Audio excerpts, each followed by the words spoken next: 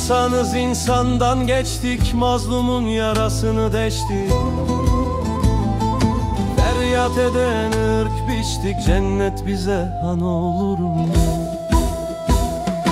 İnananda kibir mola, düşmanlığa sebep nola, nefsu şeytanla kol kola, cennet bize han olur mu?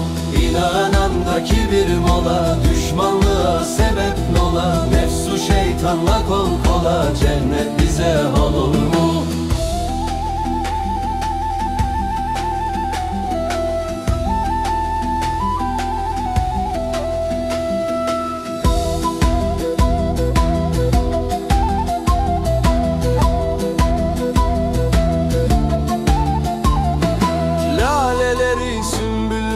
Bahçede açan gülleri, kırdık bütün çiçekleri, cennet bize han olur mu?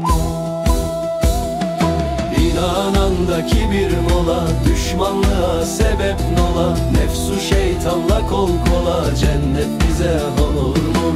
İnananda kibir mola, düşmanlığa sebep nola, nefsu şeytanla kol kola, cennet bize han olur mu?